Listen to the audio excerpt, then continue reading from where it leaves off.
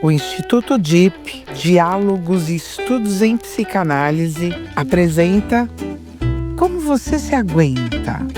Um podcast que é diálogo e não divã. Comigo, Selma Patovilla e convidados.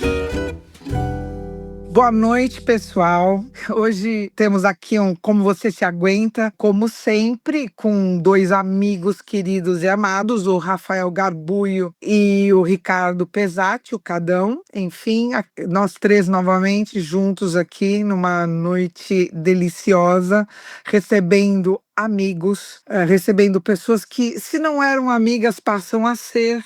E hoje estávamos discutindo o critério de quem viria aqui ao podcast. E são pessoas maravilhosas, com histórias maravilhosas, histórias excepcionais, histórias comuns, mas absolutamente nada simples, todas muito importantes. Por quê? Porque como cada um se traz até onde está, como você se aguenta, como cada um se aguenta. E o critério vai virar um amigo, por quê? Porque a gente tomaria cerveja junto. Então esse é um podcast que prima por isso, né? Qual é o critério? É uma pessoa fenomenal com a qual nós tomaríamos uma cerveja, ou várias. Mas enfim, para quem não bebe mais, que é o meu caso, mas o critério é esse. E eu só queria lembrá-los, por favor, que vocês nos seguissem nas plataformas preferidas para ouvir podcasts. Né? E que nos dessem 5 estrelas. Para quê? Para que nós pudéssemos aí avançar com esse podcast para além do que a gente possa imaginar. Então, sigam-nos na plataforma preferida de vocês de podcast e nos deem 5 estrelas para que nós possamos voar por aí. Bom, além dos nossos queridos amigos aqui reunidos, temos hoje uma pessoa muito especial, como todas as que vêm aqui, mas hoje de uma maneira assim mais íntima. Por quê? Porque é uma amiga de mais de 32 anos, uma pessoa muito especial e muito importante para mim, no meu momento de jovem adulta, professora de história, né, historiadora que sou, professora de história que fui por 29 anos, e eu dei aula uns 5 ou 6 anos com essa brilhante professora de biologia, Meire Bartolo, minha querida amiga. Hoje continua na sala de aula de biologia, coordena a cadeira de biologia. Se eu falar errado, Meire, depois você me corrige, porque eu não sei mais como fala essas coisas de escola. De uma escola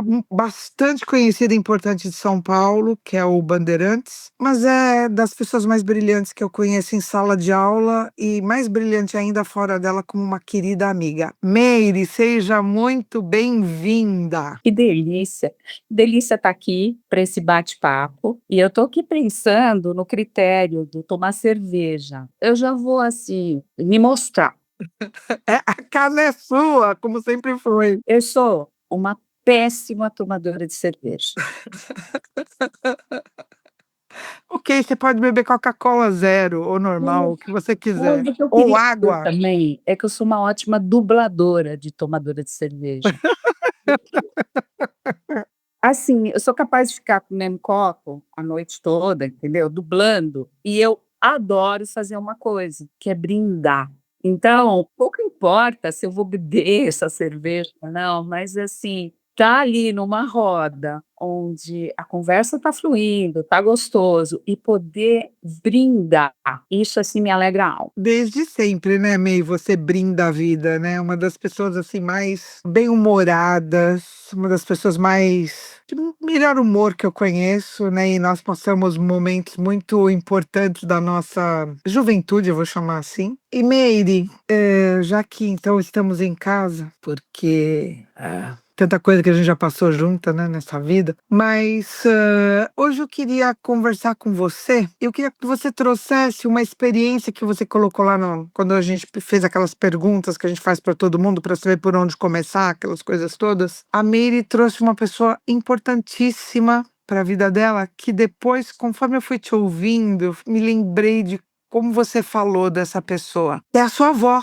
Me fala dela, fala para todo mundo. Será que esse bom humor, será que essa sua força de viver, essa sua garra, essa sua capacidade aí de tirar do chão tanta coisa que você já tirou, vem dessa senhora? Olha, Como era o nome dela mesmo? May? Maria Margarida. Dona Maria Margarida. Dona Maria Margarida, eu me alegra só de ouvir você mencionar, e eu não sei se eu chego perto do que ela foi, assim, como pessoa, pelo menos na minha visão. Mas, eu posso dizer o seguinte, a minha avó, quando ela ria, a rua inteira ficava sabendo. Ela tinha, uma risada escandalosa. E eu acho que, na medida em que eu fui identificando o quanto que ela era importante para mim, ainda é, eu fui soltando mais a minha risada. Então, eu digo, se vocês me chamarem para essa roda de cerveja, vai ter risada alta e escandalosa. E não adianta ninguém da mesa do lado olhar e falar: "Olha essa daí",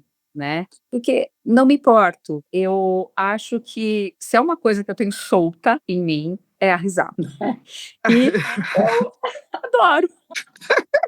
Eu adoro. E isso, às vezes, pode ser, assim, um elemento, não sei, para algumas pessoas meio, assim, de regulação, né, não chame tanto atenção. Eu não me importo. Se eu realmente tiver vontade de rir, eu vou fazer isso, e aí eu trago a dona Margarida aqui junto comigo, para ficar ainda mais potente essa risada. Bom, sobre rir, Meire, rir desbragadamente, a gente que vem de uma você tem esse privilégio, é um privilégio, porque eu venho de uma família muito sisuda, lusitana, católica, né, sempre conto isso, e incomodava o meu riso. Para eu conseguir ter esse riso solto, aí eu demorei anos a fio para poder entender que o assunto era justamente o riso como alguma coisa subversiva, né. E aí, eu sempre me lembro, eu acho que é uma poesia do Manuel Bandeira que o Gil canta, né, Irene ri, Irene ri, Irene ri. Caetano. Caetano. É o Caetano, é a irmã dele, é. Quero ver Irene dar sua A gente vai ver a Meire dar né. risada hoje, Quero também ver acho. a Meire dar sua risada. Essa poesia, sempre achei que era do Manuel Bandeira, não sei por quê. Não, essa música, Selma, é a irmã do Caetano, a Irene, que tem uma né, devia ter uma risada marcante, assim como a avó da Meire. E quando ele tava preso, ele sentia falta do sorriso da Irene. Então ele Do fez riso, né, o riso da sorriso Irene. lindo da Irene. Bonito Que isso, né? Quero ver Irene dar sua risada. Olha e olha como foi subversivo, ele estava preso e Ele tava falando preso. do riso da Irene, né. É aquela história do Humberto Eco, O Nome da Rosa, né. Se Cristo deu risada ou não deu risada, se Cristo riu ou não riu, né. O livro inteiro, discute isso. Uma das maiores obras que eu já li até hoje na minha vida. É o grande segredo, né, daquilo é a questão do sorriso ali. É, justamente, se o riso tá ligado ao siso ou não, né. Então eu acho que, May, você já começou mostrando aí uma coisa lindíssima. Mas a Meire, assim como eu, é uma professora desde a vida inteira. May, o que que te levou a estudar biologia e ser professora de biologia? Bom, vou ter que voltar décadas Volta. atrás, né, vou voltar 4 só. 4 décadas. 40 anos. A biologia é por uma afinidade, e eu hoje sou muito grata por ter feito esse percurso, porque é uma das lentes que eu uso para me conhecer, para também conhecer um pouco mais as pessoas e o mundo. É uma das lentes, e eu acho que é uma lente muito valiosa. Mas, eu não sabia o que fazer com a biologia quando eu entrei na faculdade. Então, no meu primeiro ano, estava eu lá na USP, estudando à noite e trabalhando o dia inteiro.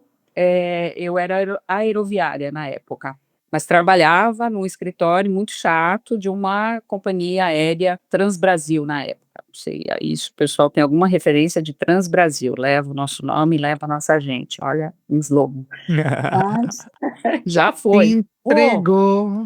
Que delícia.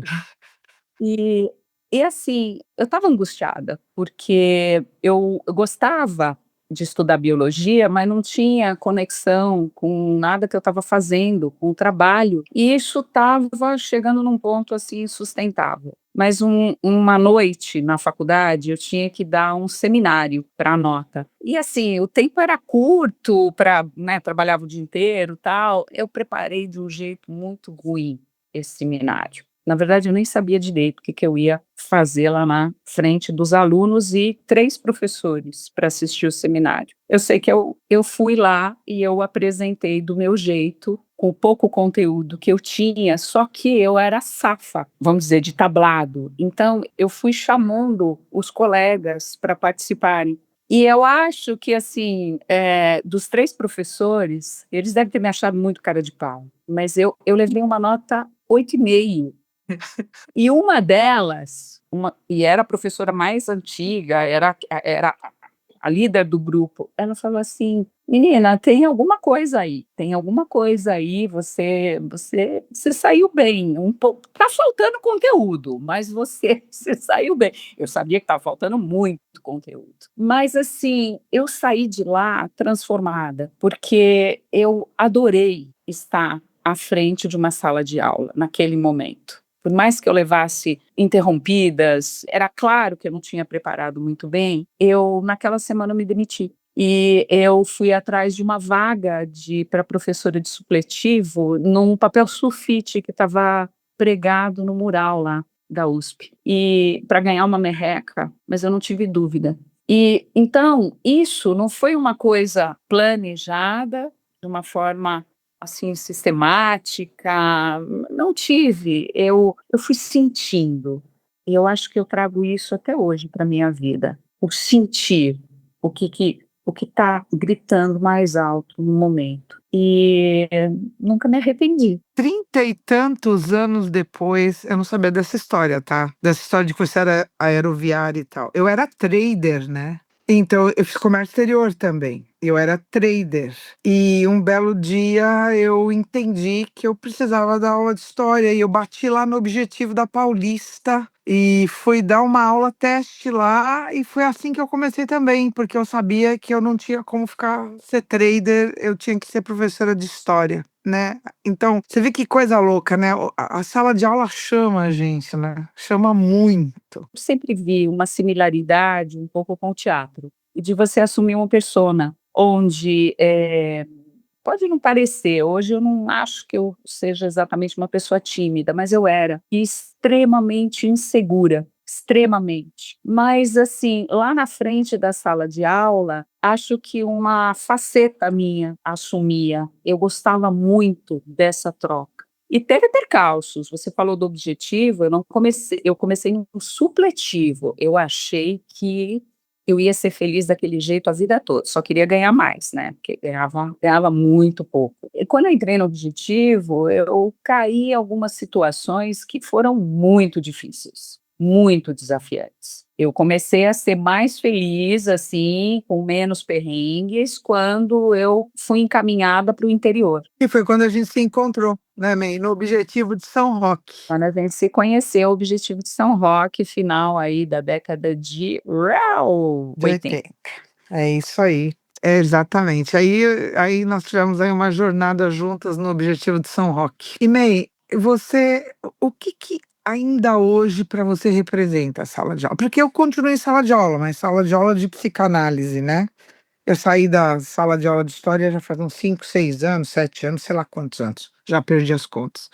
Mas você ainda está em sala de aula de biologia? Eu estou em sala de aula, lido com o ensino médio, uma garotada assim, a faixa etária é 16 anos, essa média. E eu diria assim, está diferente, diferente. Assim, em vários aspectos, e a gente tem que levar em conta não só 40 anos se passaram desde que comecei, a gente começa a perceber claramente que algumas referências que a gente usa, de coisas que a gente achava muito legal, eles não fazem a menor ideia do que a gente está falando. Seja referência musical, seja de filme. E olha, porque eu sou bem antenadinha, me atualizo, eu tenho 2 filhos jovens, A May tem né? uma filha querida demais.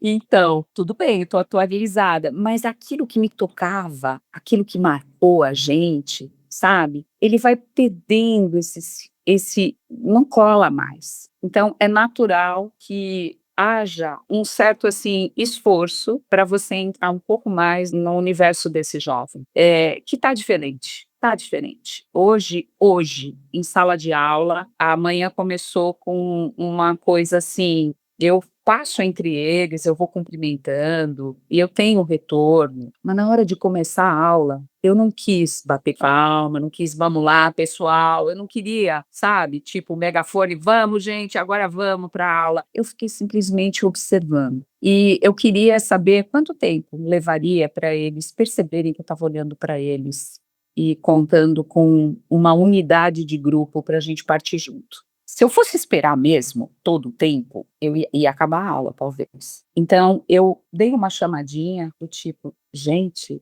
e aí eles me olharam. Eu falei para eles o seguinte: ó, a gente vai ter sempre coisas importantes para tratar, a gente vai ter coisas interessantes, vocês provavelmente vão estar sempre perseguindo aquilo que interessa a vocês. Mas é muito importante que ninguém aqui perca o time de perceber o outro. A gente corre o risco de perder esse time. Na hora, não sei te dizer se fez algum sentido para eles, mas estava fazendo para mim. Você se ouviu, né? Eu precisava me ouvir. Eu precisava dizer: estou aqui e eu não vou partir sozinha. E olha, eu tô aqui no contato com vocês, olho a olho. Isto foi se enfraquecendo ano após ano. A pandemia não é a causa, mas ela deu um punch assim para esse tipo de afastamento do olho no olho. E eu diria que, assim, junto com isso, outros tipos de complicações foram surgindo. Nunca vi tanta gente tão ansiosa em sala de aula, né? Tanta gente com questões ligadas à saúde mental, a humores, são questões que, assim, seja como for, elas estão aí. E aí eu começo a me perguntar onde que o meu propósito ele estaria sendo elaborado, visualizando assim, nos anos pela frente. May, eu acho que aí tem um gancho legal. Você acha que foi também dessa observação da sala de aula, do que estava acontecendo com você em relação a essas transformações todas na sala de aula? Foi daí que surgiu a sua relação, a sua vontade de ir para psicanálise? E agora eu tenho que fazer um parênteses, eu vou deixar a Meire contar, porque ela conta muito bem esse negócio. A Meire foi aluna do Instituto DIP, com muita honra. Eu não vou contar como foi isso, a Meire conta. Mas, quer dizer, foi daí também a sua vontade de ir para psicanálise, o seu desejo vem daí também? Como é que é isso? Sim, mas começou um pouco antes. Uhum. Na verdade, para mim, a biologia em sala de aula, ela, no fundo, sempre foi um bom pretexto para me aproximar dos alunos, para fazer uma troca. Eu adoro isso. E ótimo, adoro biologia, sempre adorei, mas era assim, qual é o mote? Então, falar de biologia, mas eu quero sentir essa experiência humana de conexão. Coisa de 2018, por aí, por essa busca, mas com um certo incentivo de problema com relacionamentos profissionais, vamos dizer assim. Eu acabei procurando especializações que lidavam com gestão emocional. Isso já foi uma coisa assim bacana e me levou a trabalhar com funcionários da escola, não diretamente com alunos, mas esse curso de gestão emocional me trouxe um pouco ferramentas de meditação e de instrutora de meditação. Eu fiz 2 especializações, uma delas foi de instrutora de meditação. E eu fui com funcionários, inspetores, dando mini cursos. Mas assim, estava faltando mais. Não, eu fui percebendo que não era exatamente isso que eu estava buscando. E aí eu não sei precisar qual foi a mudança de chave, mas me acendeu uma chama e a psicanálise? E se você fosse procurar um instituto onde você pudesse aprender e, de repente, fazer uma formação? Quando essa chavinha mudou, curiosamente, eu estava numa semana em que uma colega, amiga nossa do passado, é o terceiro elemento, né? Acho que eu posso falar o A nome dela Wanda, aqui. claro. A Wanda, professora de química, queridíssima, Queridíssimo. que é do passado e a gente se reencontrou coisa de 15 anos atrás, no mesmo colégio, né? Ela me faz uma pergunta. Ela fala, Meire, e a Selma? Porque éramos nós três, né, no aula lá em São Roque. Você sabe da Selma? E eu falei para ela, Wanda, poxa vida, a Selma, eu não tenho ideia do paradeiro dela, deve fazer uns 20 anos. Ela falou, eu também não, seria tão bacana reencontrá-la. Eu falei, é mesmo, seria muito bacana. Corta a cena, tô eu lá procurando o quê? Videoaula de psicanálise, ainda na minha busca, né? Onde é que eu vou fazer a minha formação? E aí eu localizei lá uma aula sobre sonhos. Eu falei, que legal, deixa eu ver aqui. Só que antes do professor dessa aula, que é o Júlio César Nascimento, O Júlio, professor convidado do Instituto DIP, muito querido. era uma aula dele dada no DIP, né, no Instituto. Quem apresenta o professor é a primeira pessoa que entra em cena no vídeo. Eu estava aqui na sala onde eu me encontro, aqui na minha casa, e ainda bem que o sofá estava logo atrás de mim. A hora que a Selma entrou em cena, né? Bom dia, boa tarde, boa noite, não lembro, estamos aqui, não sei o quê. Juro, gente, caí para trás, tô sentada, né? Caí sentada, eu fiz assim, ó, eu tinha palavras, né? Depois eu comecei a rir. Eu fiz assim, caiu de brincadeira, né? Acho que foi ontem, ou antes de ontem, a Wanda me pergunta da Selma e ela aparece aqui no vídeo, qual é? Eu fiquei muito feliz, eu fiquei surpresa, fiquei um pacote de coisa. E aí eu resolvi bater lá no Instituto DIP. Posso contar ou você vai contar essa cena? Vai você tudo, porque foi fenomenal. Daquelas coisas assim que a gente fala, putz, é enredo da Globo, de novela, mas só que não. Como é que é? A vida imita a arte, né, Pois May? é, onde que as coisas começaram, não sei, né? Mas eu falei, eu vou lá, e eu fui. No que eu cheguei lá, tá tendo uma reuniãozinha lá no instituto, porque a aula não tinha começado. E a Selma era lá, né, o centro das atenções. E eu fui Eu ia dar aula aquele dia. chegando, ela ia dar aula, mas aquele dia era o aniversário dela. Olha aí. Eu estava tendo uma Eu lembro, festinha, e eu cheguei. E aí eu cheguei, meio assim, sorrateirinha, assim, né, falei assim, são 32 anos que a gente não se encontra, né. E eu olhei bem para ela olhou bem para mim, falei: "Então". Eu achei que eu estava tendo uma alucinação. Eu não sabia onde eu estava, eu perdi a noção do tempo e do espaço. Eu falei: "Será que eu fui para um outro lugar?"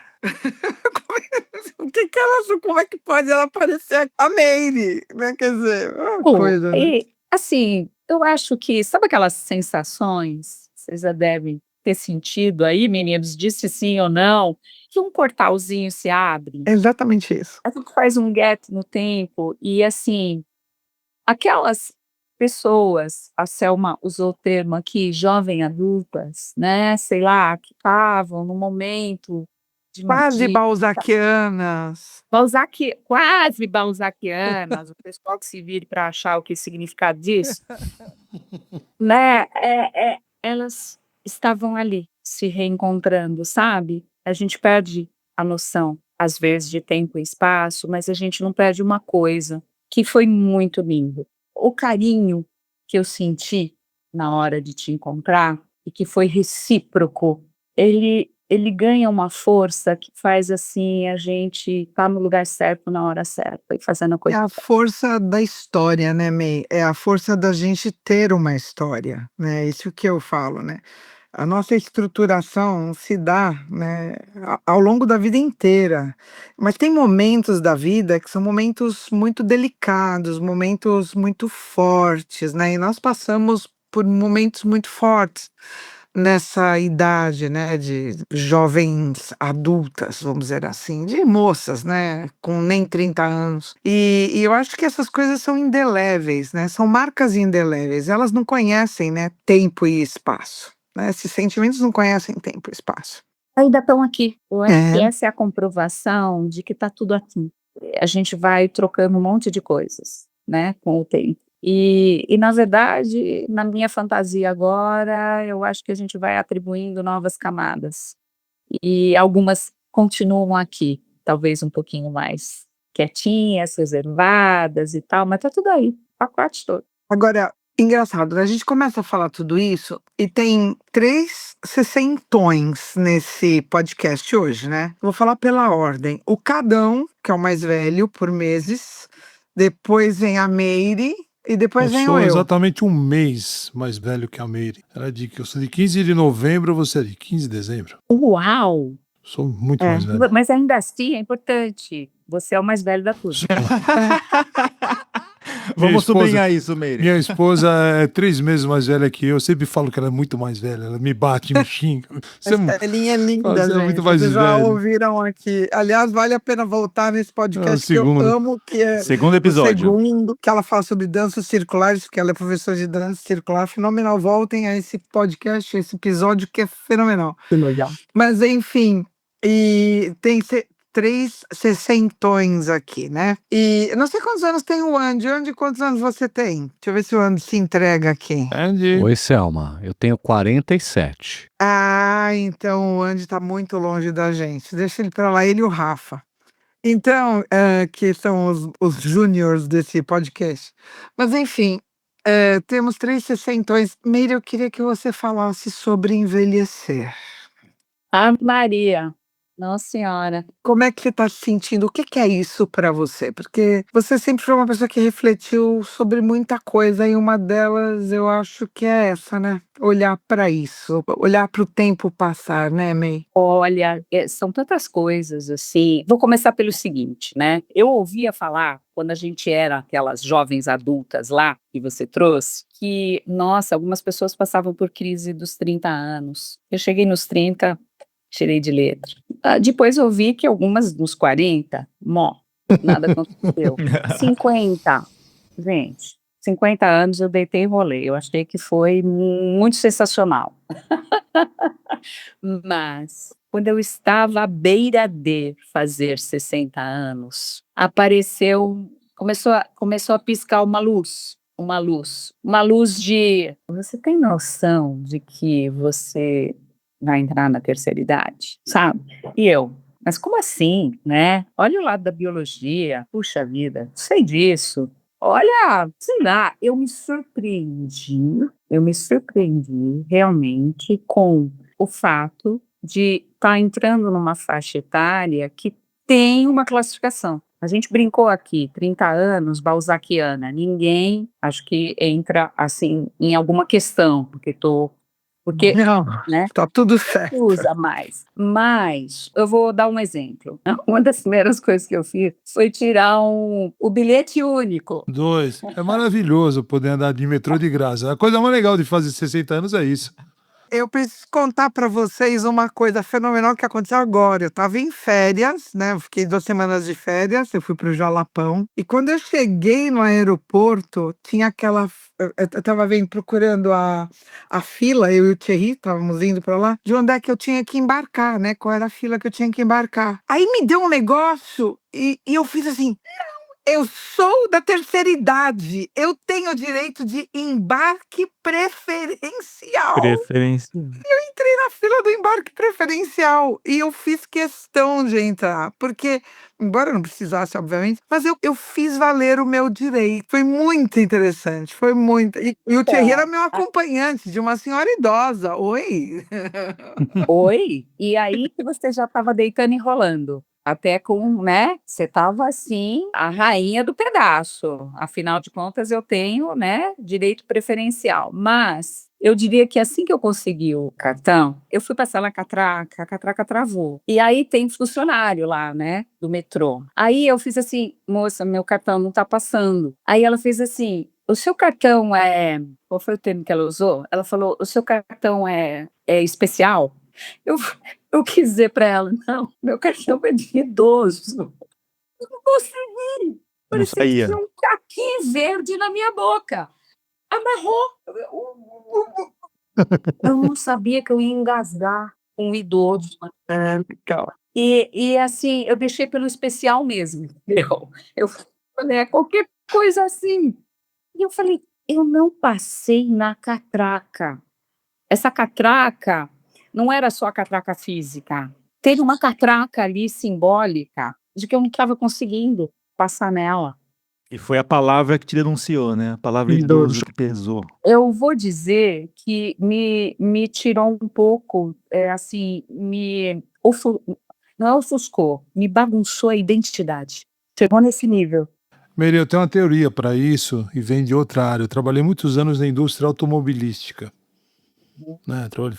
Fiz uma grande carreira aí numa montadora. E na indústria automobilística, o que vale é o ano modelo, não é o ano de fabricação. Uhum. Olha que boa metáfora. Então, então a gente pode ser ano 65, modelo 78, e tá valendo. Eu adorei, olha isso. Mas é teu tempo, a gente pode colocar isso num documento? Não tem. É, não, o modelo é o que você assumir que é e toca a vida. É engraçado, né? A gente continua levando a vida, continua tocando a vida e tem certas coisas que a gente se propõe a fazer que muita gente olha e quando você diz a idade, o pessoal, nossa, tem isso? Não parece. Mas é porque você ainda continua vivo. A gente fala, tem um outro lá no acorde, né? Tem uma frase que vem da música Na Hora do Almoço, do Belchior também, depois o Fagner usou em Canteiros, né?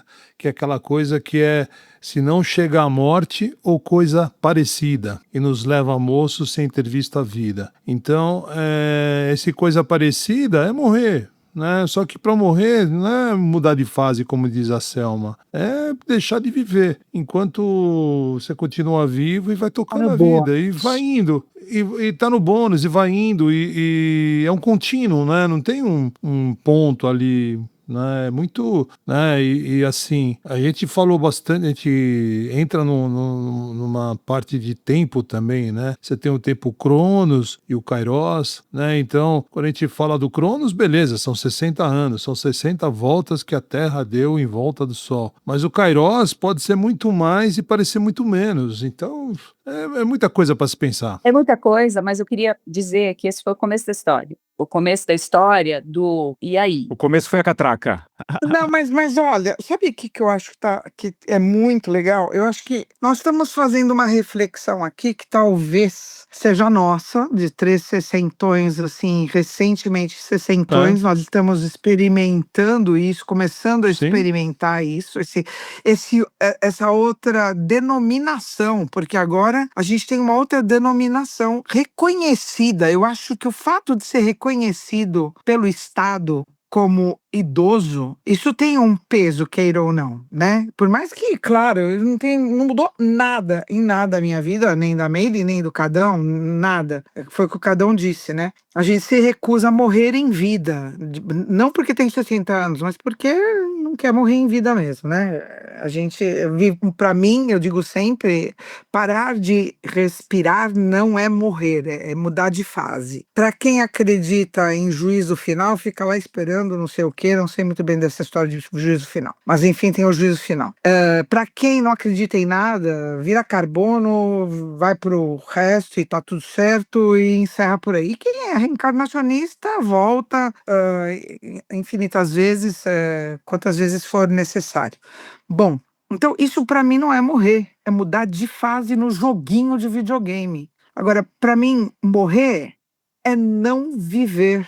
Isso é morrer. Quando a gente não vive, a gente está morto. Como disse a música que o Cadão citou aí. Então, acho que nenhum de nós aqui, né, com tanta coisa que faz e com tanta vida, né, pulsante, nenhum de nós morre em vida, mas tem um peso muito grande nessa história de ser reconhecido e isso gera muitas reflexões. O Cadão, você foi tirar... O que você fez quando você fez 60 anos? Tirei meu cartão também, eu quero andar de metrô de graça, eu moro em frente ao metrô, é maravilhoso. A Meire também. E eu fui lá exigir meu lugar na fila do avião. Quer dizer, então a gente tomou posse, ou está tomando, é um processo, de que a gente entrou aí nessa categoria que eu não tinha parado para pensar, viu, Meire? Muda, né?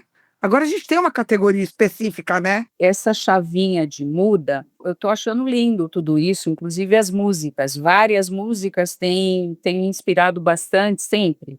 Rita Lee é uma delas. coisas da vida. Nossa. E aí mas essa chavinha é um pouco a minha percepção, tá? É um confronto com um tipo de categorização, rótulo, e que diz praticamente nada do que está rolando com você. Só que existe uma categorização com bônus, que é você agora tem a fila preferencial, você não paga o metrô, não sei o quê, né?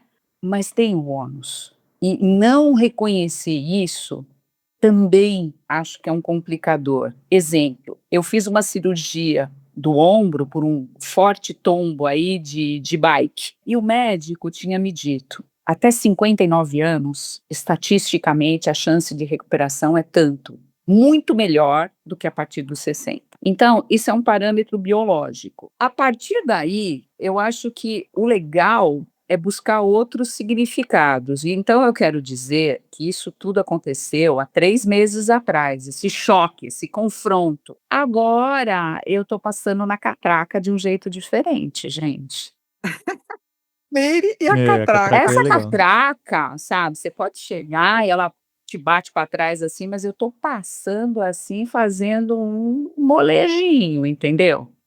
Estou curtindo outras nuances. E isso, eu acho que é alguma coisa inédita. Eu acho que tem umas descobertas aí que vem acontecendo que eu não tenho referência em tempos anteriores. Algumas autorizações de ser mais autêntica e ser eu mesma, elas estão assim ganhando uma força e um significado muito maior. Muito mais porque eu assim quero do que em função do que o outro deseja. E isso é do cacete.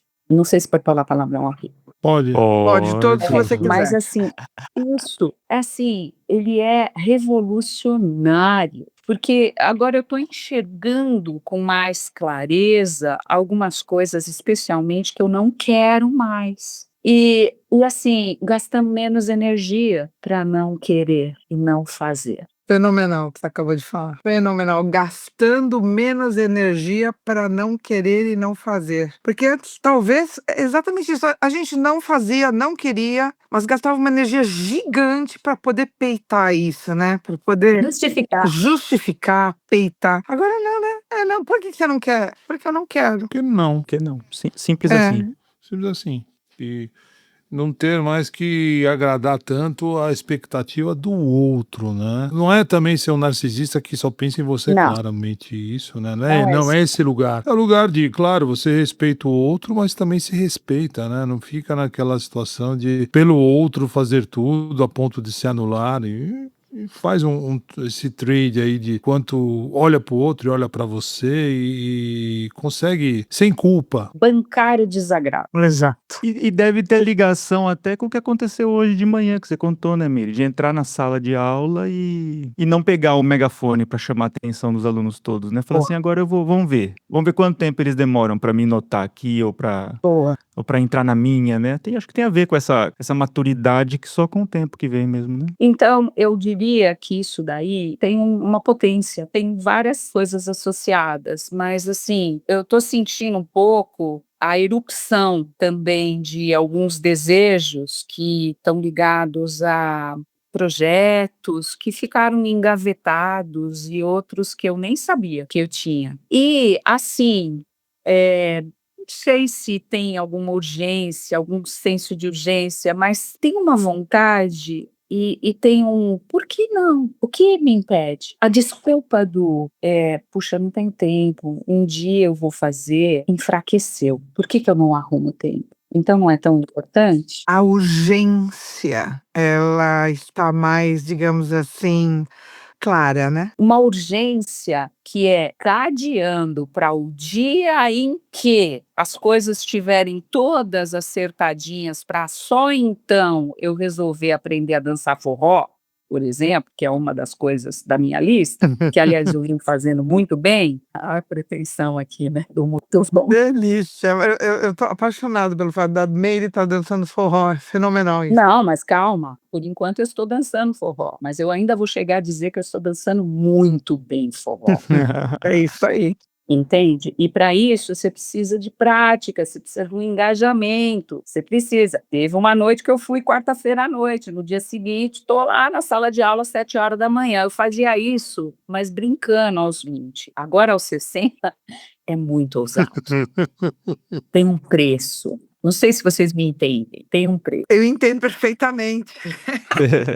Eu te entendo perfeitamente, porque quando eu faço essas extravagâncias, eu já sinto, claro, eu não sentia nada disso também. Mas é isso, mas pelo menos a gente consegue decidir com mais, digamos assim, veemência, né, o que a gente quer e faz, mesmo que custe mais caro, fisicamente falando, né, mãe? Acho que sim. E, ó, quer ver? Eu vou trazer uma coisa aqui, parece boba, tá? Mas nas permissões e tal, essa coisa do dançar forró. Ainda tem lugares, assim, em que você vai, assim, em geral, vamos chamar de condutor. É o Uhum. condutor que vai tirar a pessoa conduzida, porque até aí, para dançar homem com homem, mulher com mulher, isso não é problema, né? Mas eu não sei conduzir, então eu sou conduzida. De ficar lá esperando um condutor vir me tirar para dançar. Na proporção homem e mulher, eu vou te dizer que costuma ter mais mulher do que homem nas sessões aí, nos bailes da vida, né? Vamos falar dos bailes da vida. A Meire, mocinha lá do passado, quantas vezes encostava e ficava esperando e alimentava assim um monte de minhoquinha na cabeça, né? Não vou ser tirada. Também era tirada, mas às vezes não era por quem eu queria. A atual, sem problemas, tira o outro para dançar. E assim, correndo o risco de um não. Não, exato, e aí? Não, né? Não. O que muda na minha vida? Muda o fato de eu não estar mais só plantada esperando. Eu também me permito, eu vou até a pessoa com quem eu quero dançar. Eu diria que isso é uma conquista muito recente e que eu estou ensinando isso nos forrós. Olha que pretensão. Quer dizer, você está subvertendo a ordem, May. Você e a sua risada. Eu e minha risada, para saber. Ela estava lá e ela foi tirar uma pessoa para dançar, a pessoa deu uma desculpa. E ela fez assim, eu levei um não. E eu falei, vai parar por aí? Vai parar por aí. Escolhe alguém aqui. Escolhe e vamos. Não vai ficar nessa cena interrompida. Ela respirou, ela fez assim, eu quero ver você tirar fulano. Só apontou. Ah, eu só dei uma olhadinha qual que era o jeitinho da abordagem e já fui. Traçou o plano. Não é assim também, você chega de qualquer jeito, você tem que se Tem que se preparar, claro. Aí ela se motivou e foi também. Ela não levou o segundo, não. E aí ela me disse: pô, que legal! Olha aí, eu consegui. Eu falei: conseguimos, filha. Pronto, correr para a libertação. Então, é uma coisa assim por que tanto peso?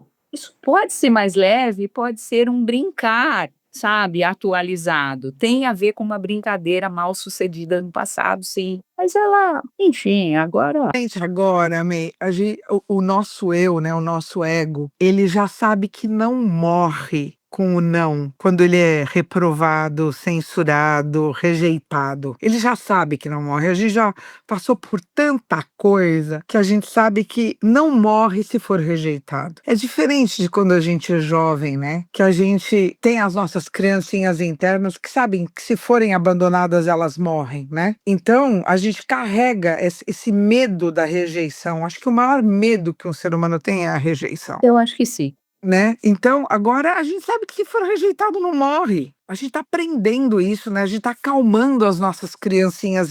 Calma, desde que agora eu, que sou grandona, adulta, cuido de você pequenininha. Você não vai morrer. E que ser rejeitado faz parte. É um aprendizado, né? Isso não é um evento exclusivo, porque a dor parece que é única, só está acontecendo com você. Mas ninguém está passando por isso. Nessa concepção, assim, de como é que eu mudo isso? Mas, na verdade, isso eu não vou dizer que isso é natural, mas isso é muito comum. E essa nossa busca por evitar a rejeição é uma necessidade que eu diria que, olha, eu posso falar que é humana, mas é mais.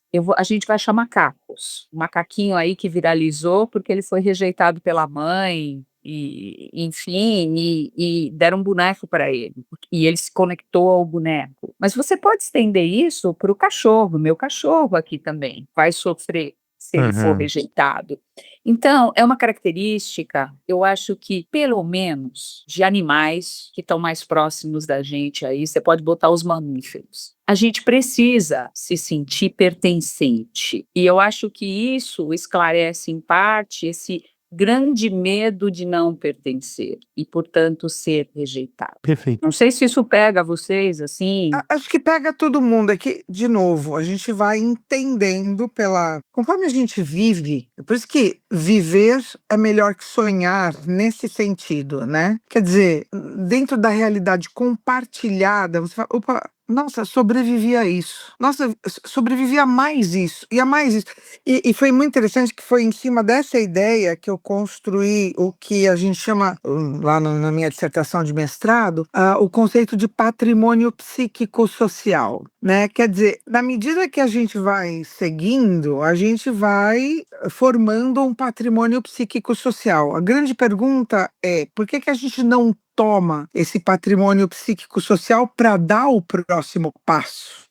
Por que a gente esquece tudo que a gente já conseguiu, né? E tem tanta dificuldade de dar o próximo passo? Isso é quando a gente é jovem. A gente é tímido para pegar o nosso patrimônio psíquico-social e dar esse próximo passo. Quando a gente está mais velho, a gente já tem muito patrimônio psíquico-social, porque já viveu bastante, né? Mais do que um jovem. E aí a gente vira fácil para a mochila, ou mais fácil para a mochila, pega lá e fala, não, eu já vivi, vambora, o próximo passo nunca dei, mas eu já dei tantos outros, e vai. A gente vai tomando o patrimônio psíquico-social com mais propriedade, ao meu ver, para a gente dar os próximos passos, né? Achei isso legal, porque patrimônio é uma coisa que a gente acumula. Pois é. E eu acho que, ao longo do tempo, a gente vai adquirindo um repertório que, às vezes, a gente nem se dá conta do quanto que a gente tem de repertório, e dá para fazer, um pouco na linha da música, mixagens com esse repertório. Dá para, de repente, tocar músicas conhecidas, mas de um jeito diferente. A gente não tem obrigação de ficar inventando novas músicas. O tempo todo, né? O tempo todo a gente pode curtir Novos arranjos, né? Da mesma música. novos arranjos. Eu ouvi uma música, sabe, Simple the Best, Tina Turner. Tina Turner, opa. Então, amo, vivi, dancei, gritei muito com essa mulher. Mas eu ouvi uma versão no violão, lentinha, que, sabe, eu fiz assim, gente, eu não podia imaginar que essa música teria outra energia, né, cantada num outro ritmo e tal. Eu não vou dizer qual que ficou mais linda, claro que não. Quem que vai competir com Tina Turner? É difícil. Tem, né? Mas é outro embalo. E acho que, assim, se permitir ouvir, mesmo que seja mesma playlist, mas brincar um pouquinho com os ritmos, com as mixagens, com se permitir, curtir isso, sem ter que contar com um like do outro. Nossa, você mandou bem. Uau, como isso ficou bacana. Se vier, quem vai rejeitar? Mas se não vier, esse não é o propósito. Isso não é o grande barato. O barato é dançar o forró, né, May? O barato é o dançar o forró, e o forró, se fizer algum sentido para você, porque eu tenho uma amiga querida que o negócio dela é bolero. E eu já vi que não é minha praia. Cada uma na sua. Eu falo assim, eu tô aqui porque eu gosto de você, não sei o que, encontrar. Mas compro ficha para dançar, gente. Não sei se isso existe. A gente pode fazer um podcast para ensinar as novas macetes, entendeu? Eu pago para dançar. O que é muito revolucionário, é muito bacana, moderno. Mas eu não gosto dessa bolero, eu gosto dessa forró. E ela, ao contrário. Quem que tá certo, tá errado? Ninguém. E vou com ela e ela vem comigo. Em nome do quê? Porque a gente é amiga. Não tem o esforço do tô me obrigando a. Eu acho que isso é um ganho significativo, que eu estou me dando conta de que ele está mais naturalizado na minha vida. Então, eu estou recomendando, quem está aí ouvindo, você não chegou nos 60, chegue! Chegue antes de chegar. E vá além. Jovens envelheçam. Beleza. Porque tem um detalhe por trás de tudo isso, Mary. Usando as suas próprias palavras, não pode esquecer. Tudo isso que você disse com a catraca livre. Sim. Não é? Não é? E assim, beleza. E se enroscar em algum momento, também tá tudo certo. Tá tudo certo. Você chama a funcionária do metrô. Só para terminar essa frase, você falou tanto em música, a que cabe bem aqui é brincar de viver, né? É a arte de sorrir cada vez que a vida te diz Não, não. é isso. E faz parte, vai levar muito não. Só que o não talvez doa menos. O poder de lidar com a contrariedade. Agora, por falar nisso, cada um de contrariedade e de a gente ultrapassar ou conseguir lidar com as contrariedades, né? Bem, como é que tá sendo você agora atendendo, sendo psicanalista? O que é que o que significa isso para você? Você lá atrás foi lá buscar o Instituto DIP porque, enfim, aconteceu aquela sincronicidade danada de você e da Wanda falarem de mim, se lembrarem de mim, enfim, isso tudo acontecer? Não se esqueça de mim, não Não, desapareça. Nossa, foi muito emocionante isso. E a Meire apareceu, não consegui. Gente, eu tô falando aqui, mas assim, eu tô revisitando a sensação de tê-la encontrado no dia do meu aniversário. Foi tão louco. É que assim, eu não sou capaz de traduzir, de trazer para as palavras a sensação, nem nunca você, obviamente, né? Porque eu achei que eu tinha entrado mesmo num portal. Eu falei, gente, onde eu tô? Eu tô mesmo no instituto. Mas assim, o que tá sendo para você hoje ir pro consultório? O que é isso pra você? Ave Maria. Bom, é uma jornada, né, Selma? Então, essa jornada junto ao Instituto DIP, é engraçado que, por coincidência ou não, chame do que quiser, essa semana eu venho falando muito disso. Pessoas pedindo indicação de onde fazer formação de psicanálise, e eu, nossa, sem titubear, eu falo. Escrevi em mais de um chat, assim, olha, eu recomendo o Instituto DIP. E se quiser, a gente conversa no privado. É uma jornada, e uma jornada onde muita coisa foi sendo reconfigurada, atualizada, eu diria até transformada. E chegando na tua pergunta de consultório, bom, é começo de clínica, então eu tô naquilo que vocês também talvez já passaram por isso, na fase assim do me autorizando. Vai ser pro resto da vida. Porque afinal de contas, eu fui 4 décadas só professora de biologia. E reconfigurar isso e trazer o psicanalista não é pouca coisa. Assim, em termos de... É uma catraca, Traca aí. né? A nós é É uma catraca. Crack. A catraca tá com tudo. Nós é catraca. E, Eu curiosamente... escutei, viu, Cadão? Aí, ó. Tem pacientes, analisantes, assim, mulheres e que estão no processo de envelhecimento. E acho assim, ó, o sorriso vai até a orelha, porque é um grande privilégio. Ouvir o outro é um grande privilégio. É uma responsabilidade enorme, mas é um privilégio. E ouvir o outro, questões que, de alguma forma, eu também, na minha análise, estou elaborando, está sendo sensacional, meio assim, surreal. Mas isso é uma faceta. Eu acho que eu estou, assim, muito afim de... A catraca existe, mas, assim, de embarcar. Não é fica. A catraca é uma parte. Eu quero pegar esse trem. E, Selma, como a gente falou, não precisa... Não sei se eu quero pegar com, né, o assento preferencial. Eu quero sentir o trem em movimento. Acho que esse é o assunto. Esse é um pedido de alma, movimento. Vida é e pede movimento. E eu estou sentindo a minha vida numa movimentação onde, talvez na analogia, a psicanálise no momento, eu não sei direito se ela é o combustível, se ela é o trem, mas eu não tenho dúvidas de que ela faz parte integral desse movimento. E assim, O resto, acho que é viver para contar. Acho que é isso, né, May? Acho que a gente pode encerrar por aqui, porque hoje é muito difícil para mim não continuar a conversa, porque, de novo, a gente está numa roda fenomenal de gargalhadas, né? Então, gargalhadas soltas, sem nenhum tipo de censura, né? Gargalhada entre amigos. Então, isso é assim, não tem nenhum tipo de entraves por aqui, né? Então a gente poderia continuar. Você quer dizer que não acabou a cerveja, mas o bar vai fechar, Boa. é isso? Vai baixar a porta. A cerveja não acaba nunca, né, May? A gente tem. Então.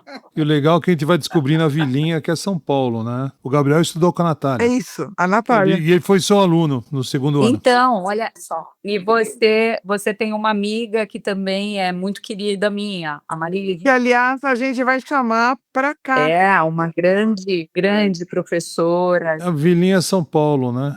Vilinha São Paulo.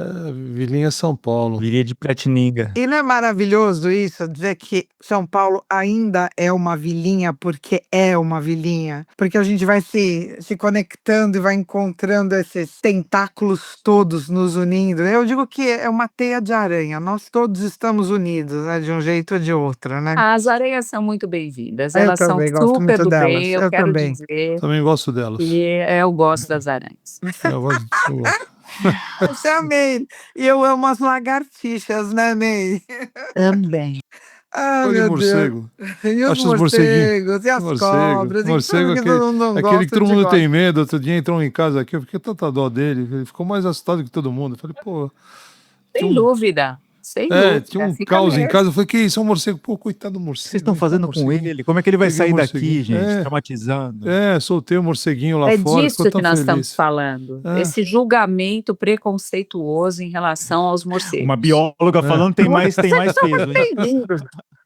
Cara, a primeira coisa que a gente pensa é o quê? Que ele vai querer te sugar o sangue. Exatamente. Quanta pretensão, coitado, né? Ele Quanta quer. pretensão. Quanta Por arrogância. que ele vai querer o teu sangue? Tá certo. Boa. Teu Que sangue. absurdo. É o meu sangue. Tanto sangue. Fosse um pernilongo ainda. Pernilongo. Pernilongo, sim. É do Se mal. ele tá É te do mal. rondando, Tem uns que são do mal. fêmea e quer você, quer o seu sangue. Entendi. Tem uns que são Agora, do amor, mal. Morcego, morcego. coitado. Bota Morcego, aí coitado. o seu egocentrismo de Isso. lado. Você não é a última bolacha do pacote pro nem morcego que querer você- você, né? E o seu sangue não é tão doce assim. Não, também tem não. que dizer. Exatamente.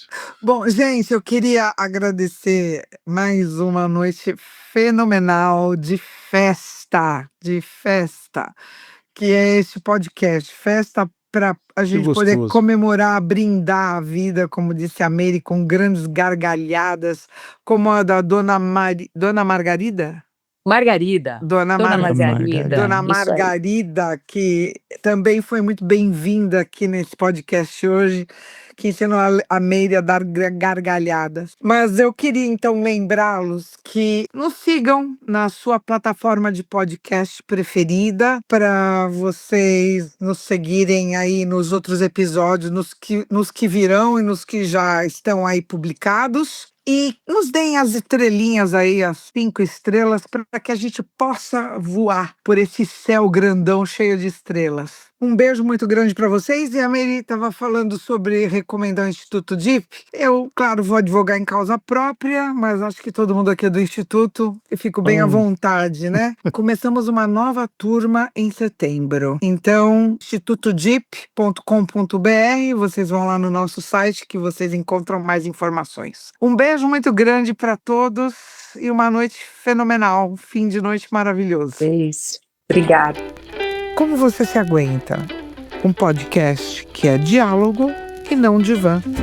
Realizado pelo Instituto DIP, Diálogos e Estudos em Psicanálise, e apresentado por mim, Selma Patovilla.